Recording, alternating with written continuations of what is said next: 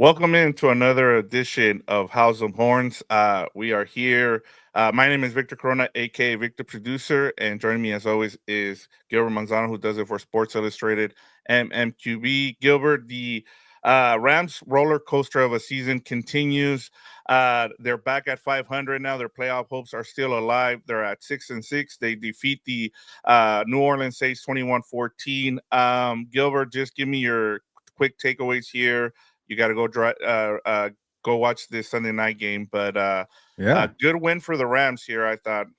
Yeah. Well, first of all, thank you for the patience here, the viewers and listeners of House of Horns. You guys are very supportive. But yeah, I type very slow, Dan. I'll say this. I am slow, but I like to be perfect, like a perfect edit. When my editor gets my story, no typos, no grammatical errors, no misspelled names. That's where I pride myself. So I am slow, but I usually get it right. I'm gonna say like 98% of the time.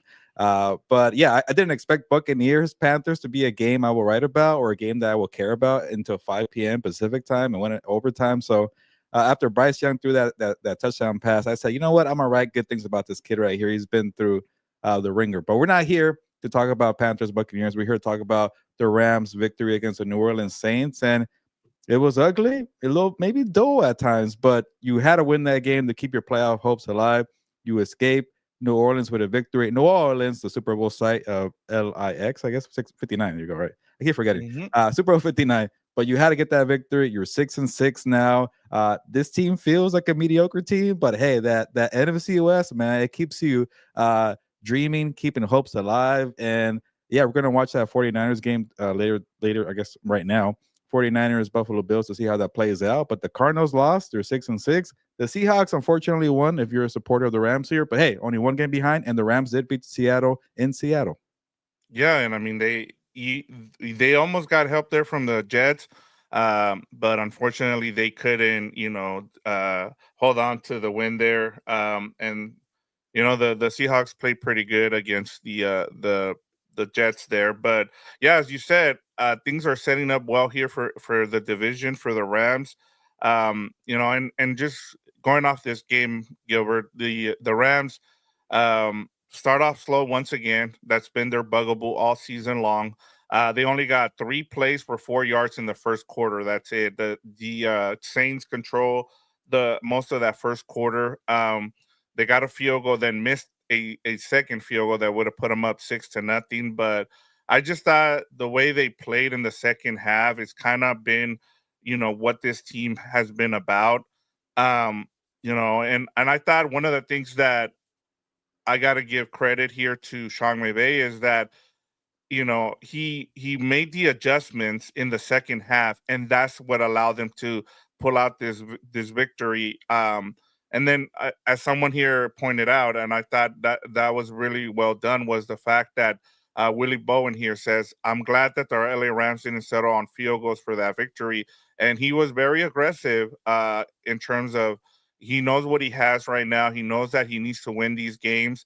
There's no more, you know. They don't have another opportunity to give away games, and so they made sure that he made sure to take advantage of that, I thought. And to Willie's point, I mean, he went for it in the second half. And I thought another thing, Gilbert, outside of, there wasn't a lot from Matthew Stafford. He was 14 of 24 for 183 yards and 2 touchdowns, but I thought they used the play action really well in this game to kind of set up, especially in the second half.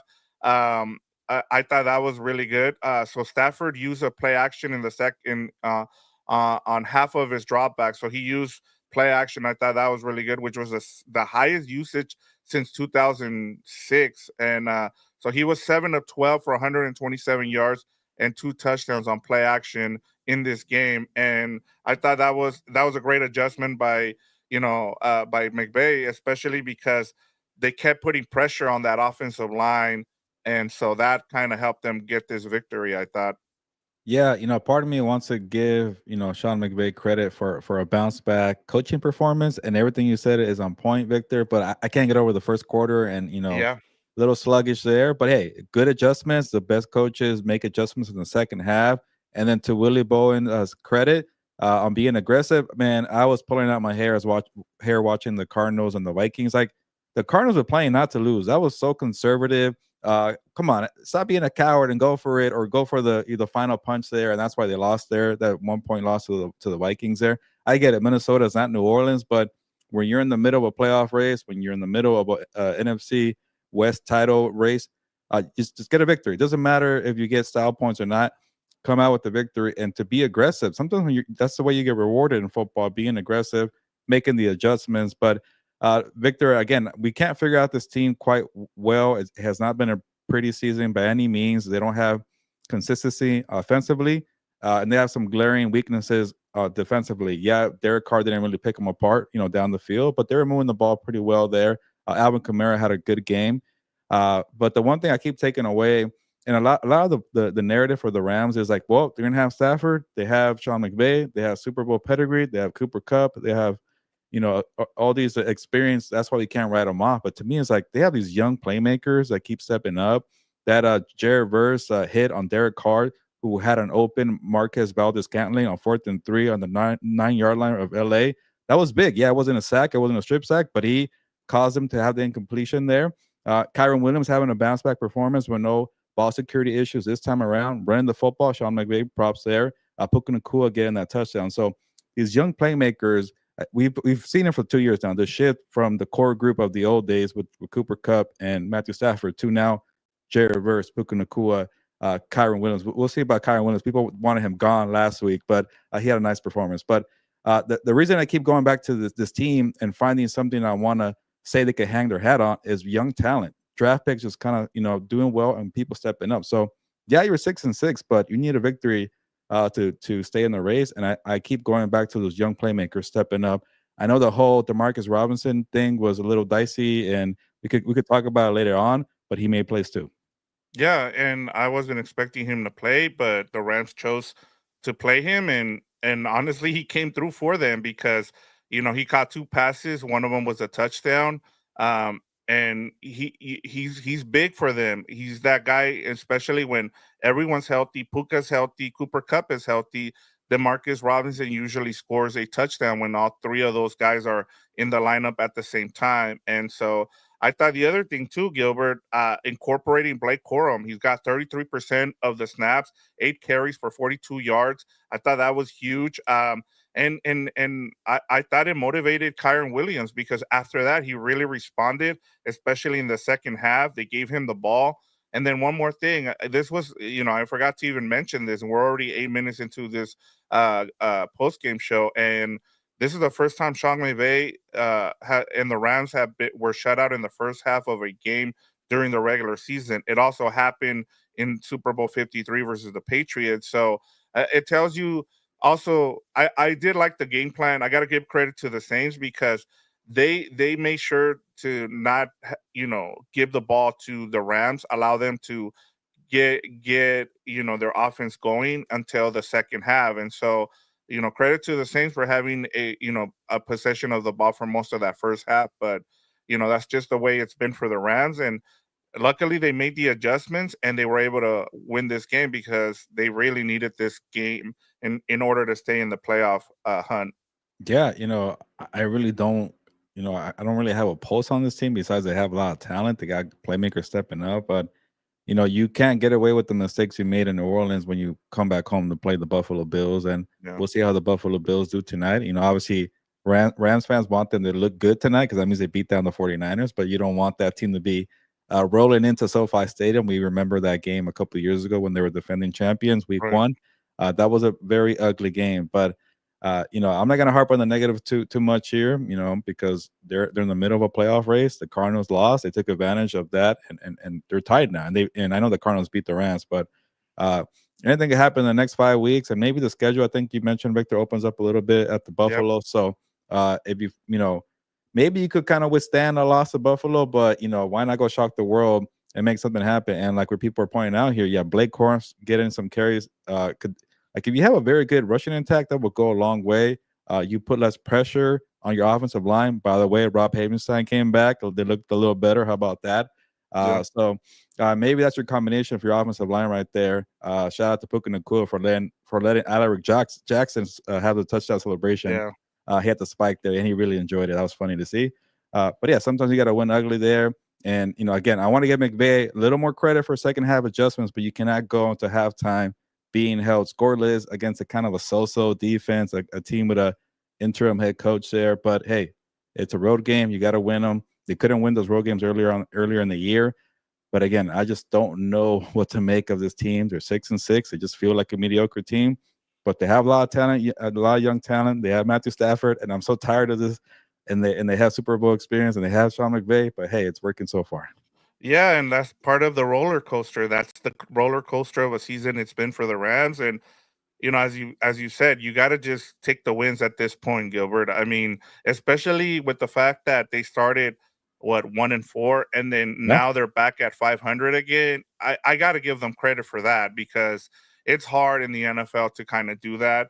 And as we've talked about, I think expectations got a hold of a lot of fans, and now we're kind of seeing. That's why I like to kind of wait and see where these teams are at, and we know what to expect now. We know what kind of a team. Now, can they, as you mentioned, this is a young team. They built this team through the draft. Their free agent signings haven't worked out, but you know what you have right now, and now you want to continue to develop that young talent, and you want to get the most out of it going forward. And so hopefully those young guys kind of start to step up.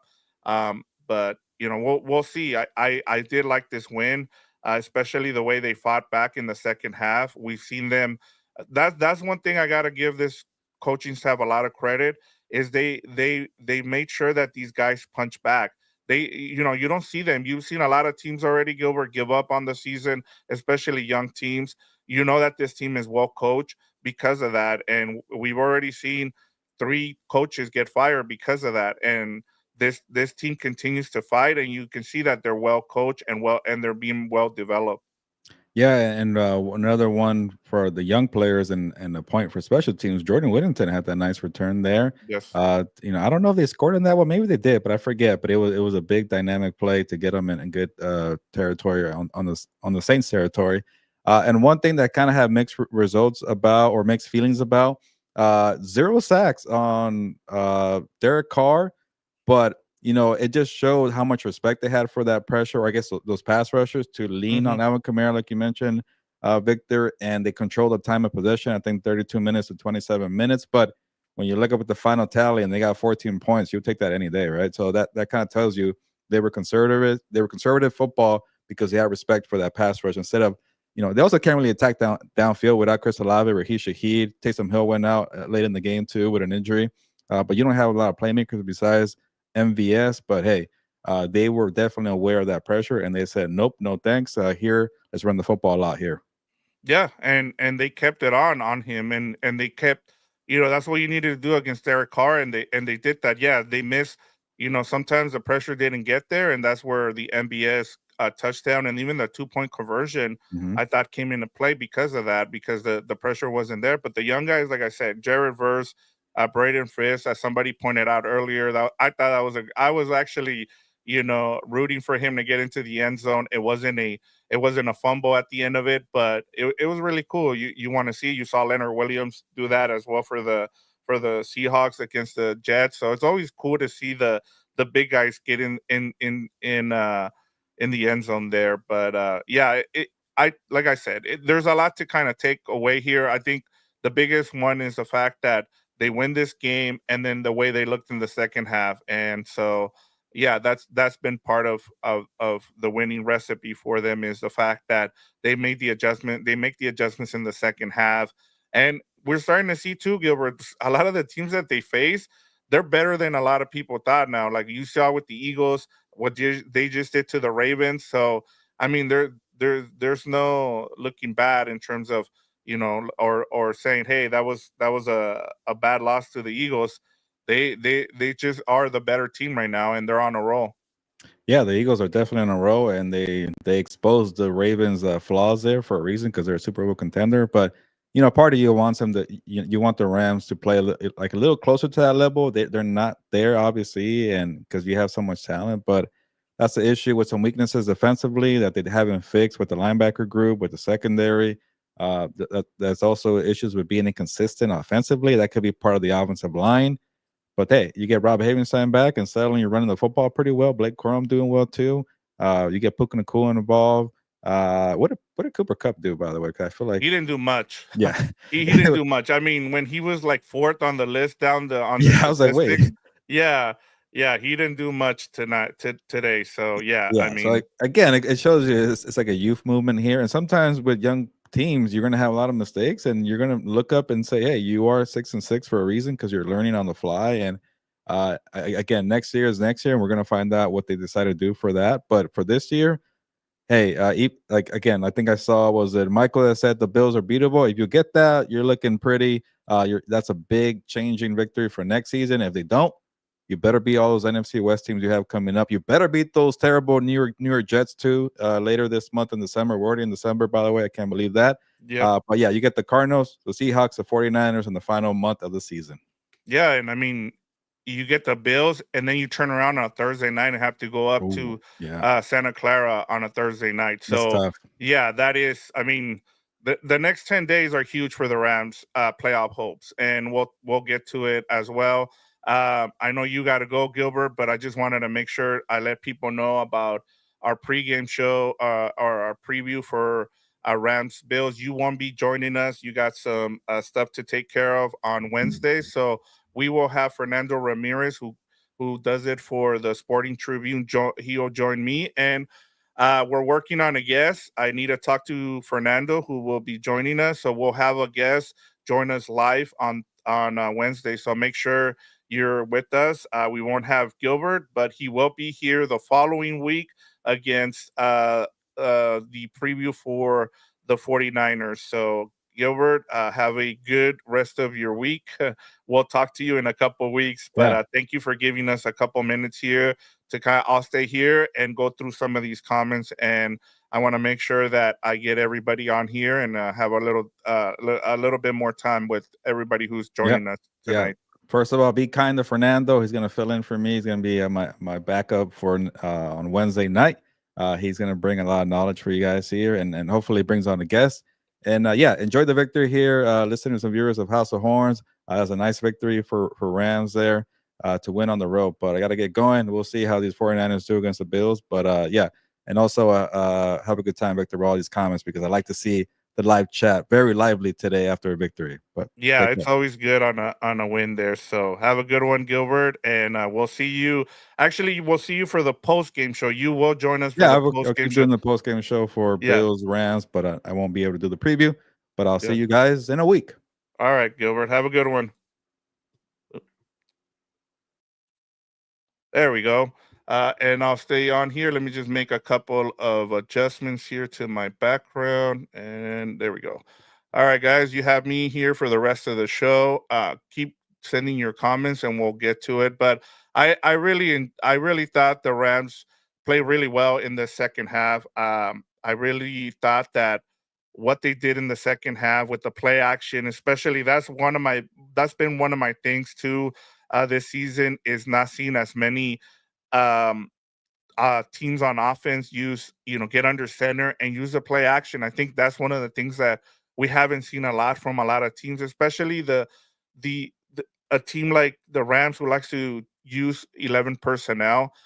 I think it's great for them to do so and use it, especially against when you're getting when you're getting that much pressure on Stafford and you're allowing sacks. I thought that was a really good adjustment to have him be under center a little bit more. Also, he got what he got under center and got those sneaks in. I thought that was really good on those short yardage situations, which I think they said that they don't remember the last time. Some of the players were saying that they don't remember the last time Stafford had a quarterback sneak. So before, I think last week, I think he's gotten a quarterback sneak now 2 out of the last 3 games, and he got 2 in this game. So I thought that was huge as well. But I want to get to some of these comments because I love the fact that you guys are on here, especially on a big win going on the road. I thought that was the other thing. I think part of the reason why we saw this game be in the afternoon, especially with it being in New Orleans, was the fact that you had 6 games in the morning, and so I thought that really helped. I thought that was going to help the Rams start off quickly, and it still didn't matter because the Saints had a good game plan. They wanted to run the ball. They wanted to make sure they control the clock, and they did that really well. But Delbert, as always, first comment up, he says, it's no secret the Rams must establish the run game and stick to it. O-line gets the momentum going, then we're fine. Very frustrating first half, but it's a dub, backs to the wall. And yeah, they established the run, especially in the second half, as I said, and then also getting Blake Corum. I thought that was huge. Blake Corum gave him a good boost, and it also motivated Kyren Williams. And you saw that in the second half. Kyren Williams had a really good game, and then he finally scored once again. Now he's got 2 games in a row where he's kind of touchdown. So that's also really good to see. Willie Bowen again, great victory, horns up. And Dano says, Dan, need to run more. Everything else will fall into place. I think they need to be a little bit more balanced, as I talked about as well. I like the fact that Matthew Stafford's getting under center. I like the other thing that I really liked in terms of the offense was getting him on rollouts. You saw that catch by Tutu Atwell. I thought Tutu Atwell had a better game than Cooper Cup. When was the last time we said that? That Cooper Cup wasn't as good. Didn't have a good game as Tutu Atwell. So, yeah, I mean, it's good to see Tutu Atwell being involved in this offense, especially it opened up things. I thought they used him in some plays where he was stretching the field for to kind of open things up and underneath, and it really helped because he got two catches there that really moved the chains there. We also have Willie Brown. I want to see Hunter Long get a reception touchdown. We all want to see the offensive the tight ends get more involved. We finally heard Tyler Higbee is starting to practice. Hopefully he'll be back in a couple weeks. It sounds like. But he's out there practicing now. So, and his window to return has opened. He's got 21 days. I think they're going to use all 21 days for Tyler Higbee to get healthy, and we should see him. I would say that he's probably back for that 49ers game on that Thursday night. But who knows? We've seen a lot of these players come back sooner than we thought. We saw it with Avila, and we saw it with some of the other guys. So and Willie Bowen also says Stafford should spread the offensive plays around. I thought that he did a good job in this game, running the ball all the time. Won't get the LA Rams victories all the time, but as I said, as long as you run the ball, you get more than 20 carries, you should be good. As we've seen, I know it's kind of cliche to say that, but we've seen that be a successful recipe for the Rams this season. So we'll see. And everybody wants, I says, I want to make any tight end to make touchdowns from Dano there. So yeah, and the and to Willie Bowen's comment here, the LA Rams defense should hit harder and more against opposing running backs. I thought they were really there was that Camp Crow hit. I thought that's one of the things that I really liked about this Rams defense is the fact that they are really physical against Philadelphia. Yeah, they got overmatched because they have better talent, but I thought they were really physical. They maintained that physicality throughout that whole game, and yeah, they got out scheming that game. But I that's one thing I'll say about this defense is that they're tough and they're physical and they make sure that they're always trying to hit guys. And we hear that a lot about West Coast teams about how they're not physical enough. That's not the case with a lot of the teams now, especially the two LA teams. I thought the two LA teams have been, especially on defense, they've been really physical, whether you're talking about the Rams or the Chargers. I thought both teams have kind of changed that narrative in terms of how people perceive LA teams of being a little bit not physical, but I thought they've done a great job. Alexander H says establish the run, spread the ball, create opportunity. All the teams seem to play the Rams hard, it seems. And part of it too, Alexander, is the fact that they're facing really good teams, and that's part of the reason why it's been kind of a roller coaster season. When you play they played the Lions, like we can go down the list. They played the Eagles. They played really good teams, and they fare well. Like the teams they've needed to beat, they've done so. Like now with the Saint being the Saints, that's a good win. You want to take care of the teams that you're supposed to beat, and they did that. And so now it sets up things. Now, like I said, the next 10 days are going to be huge for this Rams team.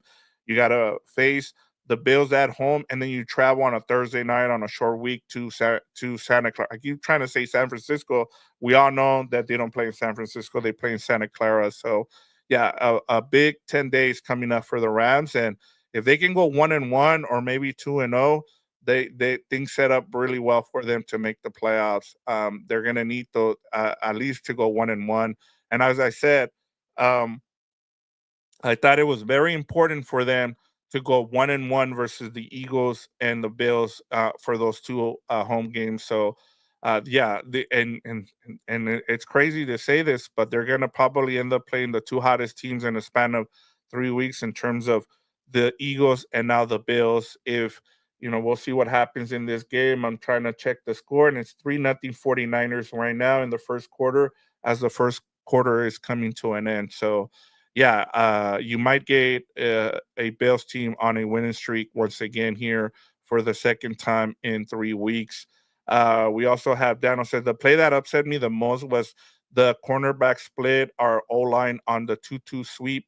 Avila should have cleaned his clock. And I remember this play. It stayed with me as well, Dano, because I thought Avila and Bo Limmer I thought Bo Limmer should have gone after that cornerback and blasted him in that situation. Instead, he just let him go by, and he split between those two guys, and he got that tackle on Tutu Ottawa. I just thought, hey, you got to be aggressive there, and you got to go after the cornerback there. That should, and it wasn't just the cornerback. I thought the safety made a good play on that specific play as well. But yeah, I thought Bo Limmer should have been more aggressive there. I didn't think it was on Avila. It was more on Bo Limmer, and not, he was closest to him, and then that kind of allowed him to split the two guys there and make the tackle. Um, what do we got? What else we got here? Delver says, "Hey, how about Fisk desire to get in the end zone?" As we talked about, I was just rooting for Fisk to get into the end zone. I loved it. Only to have it called incomplete pass. Young Bucks on defense are still growing. Yeah, I thought that was a great play by Fisk. And shout out to the refs there. That's one of the new things that I've liked about the refereeing in terms of let the play finish up and then go back and watch it instead of calling it dead there. Imagine if it was a fumble and you call it dead and then the ball is recovered. That's where the possession starts for the Rams if it had been called a fumble. So I thought that's one of the new things that I've really liked about the refereeing in terms of, hey, if there's a possibility of a turnover there, just allow the play to continue on and we'll see what happens. So yeah, and as Dano said, yeah, so close of being a fumble. Hopefully the rookies only get better, and I feel like they will. I mean, I thought one of the things that I was a little afraid of with this rookie class, what they were going to hit a wall. I think the only one that we've kind of seen hit a wall has been Joshua Carty, and especially now that these games become really important for the Rams, it's going to be hard for them to trust Cardi. He's going to have to eventually he's going to get a chance again to come up huge for this team and win a game, and he's got to be ready. Unfortunately, right now, because of how much they need these wins, I understand why McVay is being more aggressive, and I really I thought that was the right call to go for it there. They didn't get a cut. They missed on a fourth down play, but it didn't cost him, and so I like the him being aggressive there. So uh I'm happy about this win, and honestly we'll see what happens. Delbert says the Bills did score a touchdown there, so now it's 7-3. So we're all watching this game as we go. But and Happy Gilmer says Rams still not consistent, and that's the case. They have not been consistent. We still haven't seen this team. Then that's part of the problem is we haven't seen this team put together a fourth quarter game. Until they do, we're gonna continue to not believe in this team. Like they are a true playoff contender, and so we'll see what happens going forward. But that's part of the thing that we've been asking is we need to see this team put it together for four quarters, and if they do, they can beat teams like the Bills coming up and the 49ers in a couple of weeks as well. But they need to put it together for four quarters for us to believe in this team that they can make a playoff run like we thought they could last season. Mike Armenta says Rams must learn how to stop the run, and I think that's part of it too, Michael, is the fact that you put a lot of pressure with these young guys, and a lot of them are not run stoppers. You have a Bobby Brown. That's the reason Bobby Brown starts these games is because you want a big guy in there. The problem is that as good as Braden Fisk has been in terms of uh as a pass rusher, his bugaboo is the fact that he's not a great run defender. And part of it is because he's a really good pass rusher, but that's part of being a rookie. He'll get better at that, and that'll be part of it. And also when you play a 3-4 kind of a defense that they play, it's easier to kind of run and find lanes when you're a offensive team on this against this Rams team. But they've been better. The pressure is there, so and they. I've really enjoyed watching Chris Shula's maturation with this team, especially the way he's been able to call this defense. And yeah, I mean, there's not a lot of complaints outside of Darius Williams getting beat a couple of times. We've seen that be a problem for this Rams team. So as long as they continue to improve, I think that'll be something good. Daniel Calderon says, actually, Michael says, glad the Cardinals lost. That was a big defeat there for the Cardinals. It opens the door and it keeps the Rams alive in this as they try to win the division. They're only a game back of Seattle now. Seattle has won 3 in a row. It looks like they found their mojo defensively. Um, but one of the things is if they can win some games here, the Rams, they'll be able to face the Seahawks at home, and we've seen how well the Rams have done against the Seahawks lately. And so it sets up well for them. And yeah, like Alexander H says, hope the Rams show up for all four quarters next week. The 4 and out, slow it down and wears down the defense. And I think that's going to be a good recipe when we get into the preview next week for that Bills game, because the way that the Bills have been doing it right now is that Josh Allen is not, giving the ball away anymore. And so you're gonna have to play well and do it on all sides of the ball here. You got to play on offense, defense, and special teams really well against to beat a team like the Bills. So we will see what happens there. I just want to get some guys here. James Wheelock, who really appreciate you being on here as well. It's great though to be playing meaningful football in December, and that's part of it, man. That's all you want this time of year, is to be able to play well. And thanks for the shout out, Del Dever says Victor flying solo and doing great. Puros cuernos, vamos Rams. Yes, I can do this. I got a little bit of experience last season with Gilbert having to go and cover some of the stuff for SI. So and he does a great job, and I'm glad to hop on here and thank you guys. Honestly, you guys are what makes this show, and I love having the feedback, having these conversations with you guys, and it's good to do it when the Rams win. I know a lot of people were frustrated after that Eagles loss last week, but now you get to see how well this team can do, especially in the second half, and the adjustments that Sean McVay has made have really helped. Hopefully, they can take that second half momentum and take it to and start the game off against the Bills. But we will see that. I just want to get a couple more comments on here. Alexander H says, "Yeah, rooting for the Seahawks 2 weeks, and now the Cards next week." Hey, man, that's the way it works, especially in the division with how things go. Um, you turn your attention from one team to the other. It's like, okay, now it's time to root against the Seahawks and the Cardinals, and so that's the way it's going to be going forward, especially as the division, is on the line here, and the Rams are only one game behind now. So it's been a roller coaster of a season, but as James Wheelock said, hey, at least they're playing meaningful football in December, and got 5 weeks to go here. Let's see if the Rams can make a run just like we saw last season. We saw them after the bye week last season go on a run here. They had a bye week earlier in the season, but hey, finish strong, especially with a lot of those young guys. So um and Willie Bowen says, "I'm glad, as we talked about earlier, they didn't sell for the field goals." So, and Daniel Calderon, good to see you once again. What up, y'all? Hey, good to hear from you. And he wants to see more of Quorum. I thought that I think that was the most we saw Quorum. He got 33% of the snaps in this game. So, with that, I'm going to end the show here, and I'm going to say, hey, it was a great win for the Rams. They're 6-6 now. Things are now the next 10 days, as I said, are critical for this team and what they do. They need to go either 1-1, 2-0. The worst they have to go is 1-1 here against the Bills and the 49ers the next 10 days.